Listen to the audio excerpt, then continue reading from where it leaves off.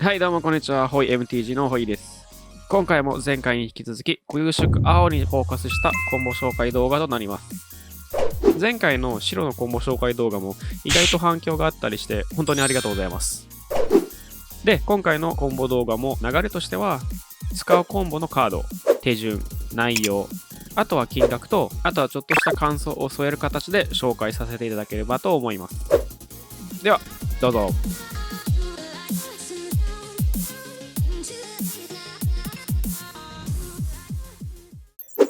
はい、1個目のコンボは当時の王爵アイソクロンセプターと劇的な逆転、あとは大量のマナアーティファクトを使った無限マナコンボ。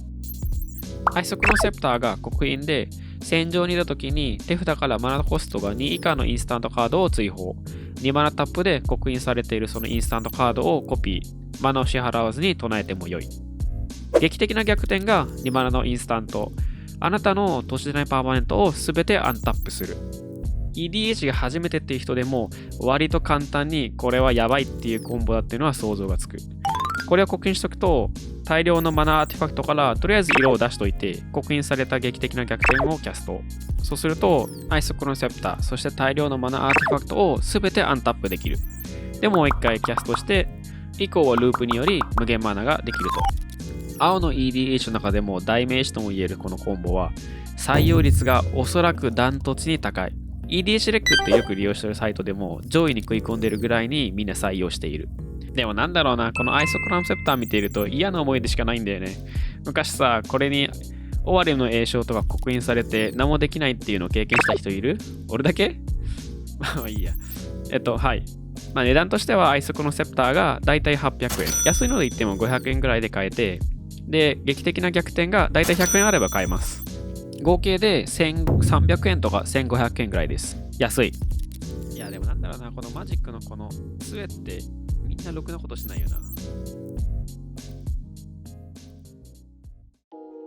はい、続いてのコンボは狙いすましの公開詞と、あとは各種フリースペルクリーチャーによる無限マナコンボ。これもかなり採用率が高い青特有のコンボで、狙いすましの公開詞が6マナのクリーチャー。戦場に出た時に組になってないクリーチャーと組にしてもよい。で、それらのクリーチャーが組になっている限り、それぞれのクリーチャーは青を含む2マナ、このクリーチャーを追放して、それをブリンクさせることができる。あとのフリースペルクリーチャーは5マナ帯のルーロンドレイク、もしくは7マナ帯にいる巨大クジラ、あとはパリンクロン。それぞれが戦場に出た時に自分のマナコストと同じぐらいの土地をアンタップするので、それらのフリースペルクリーチャーが狙いすましの公開詞と結婚している場合、2マナ払うことによってブリンク、土地を5個もしくは7個アンタップして、以降は起動するたびにマナが2つか3つぐらい随時増えていく。あとは以降ループで無限マナの完成。無限マナ達成後は、例えば他のチップで何かしら強力な能力を持っているクリーチャーと結婚させることによって、今度はそっちを使い回すとかができる。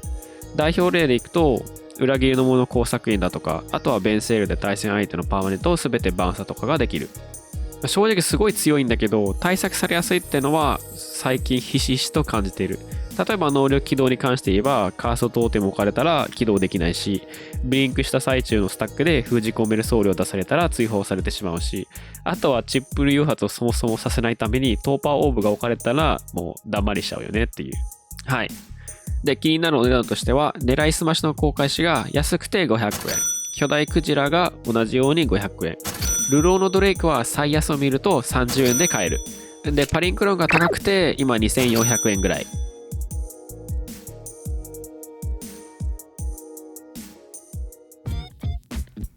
はい。続いてのコンボは、時間の大魔導士テフェリーと鎖のベールによる無限マナ、無限ドローのコンボです。このプリンスウォーカーテフェリーの能力を一個一個説明すると、プラス1が主連、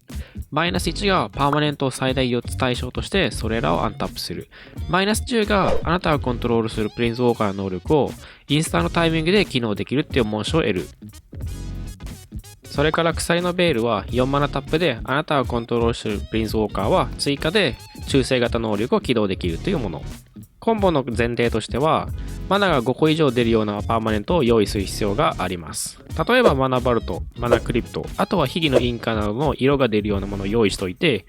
一旦ここでは順番とかスタックはあまり気にしないので、何をしたいかというと、プリンズウォーカーテフェリーのマイナス能力でそれらのアーティファクトと鎖のベールをアンタップの対象に取る。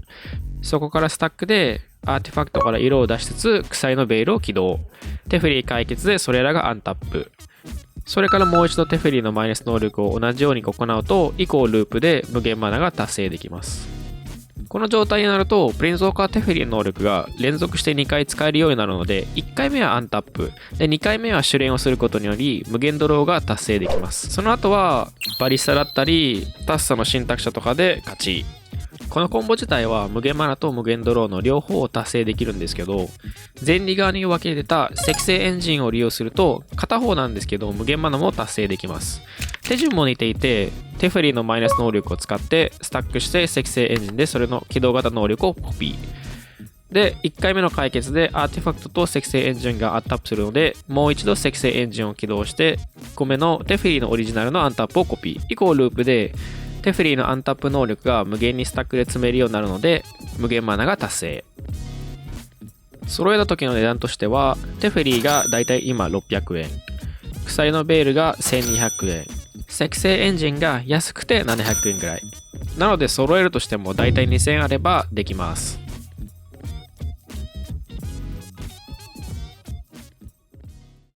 続いてのコンボはパワーアーティファクトと厳かなモノリス、玄武岩のモノリスによる無限マナコンボ。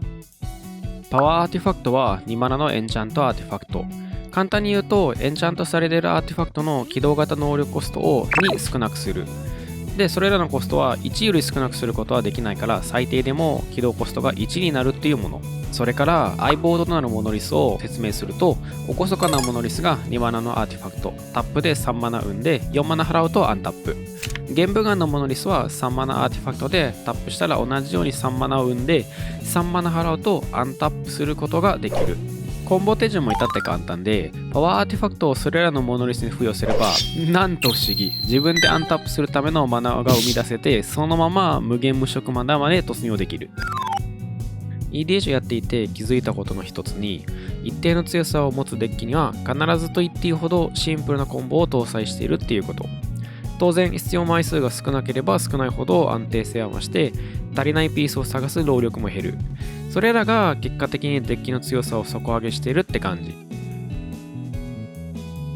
海外のサバで遊ばさせているんだけど、レベル分けとしてカジュアル層、ミッド層、ハイ層、あとは CED 社があって、指標としてコンボの枚数が上がってるのね。ミッド帯とかだと2枚コンボでゲームが終わるのはダメだよっていうルールになってる。今回のコンボだけで言えば、2枚コンボとはいえゲームを終了させるわけではないけど、ここにバリスタとか絡めると3枚コンボになるからミッド帯扱いって感じ。さて値段なんですが、もうやばいですね。パワーアーティファクトが3万円、厳かなモノリスもだいたい3万円。玄武岩はまあワンコインで買えて、だから合計でも6万か7万いくぐらい。ぶっちゃけ都内のワンルームの家賃分ぐらいはある。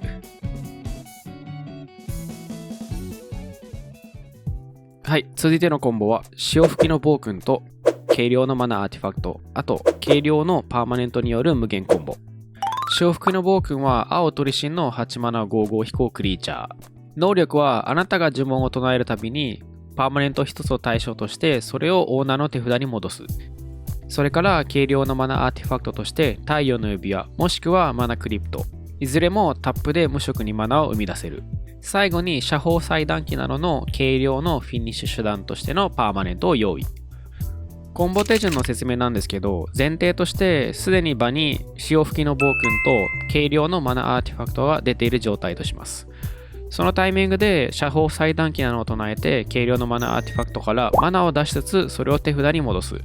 そこから手札に戻ったマナアーティファクトを唱え、射砲裁断機を手札に戻す際にタップし相手のデッキを切削。手札に戻ってマナアーティファクトが着地。マナを出しつつ射砲裁断機をキャスト。潮吹きの暴君が再度誘発し、マナアーティファクトを手札に戻す。以降はループで繰り返すたびにマナが増え、対戦相手のデッキを切削することができる。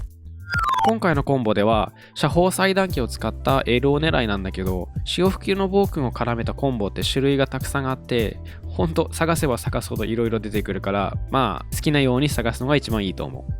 まあぶっちゃけ種類はいっぱいあるからね。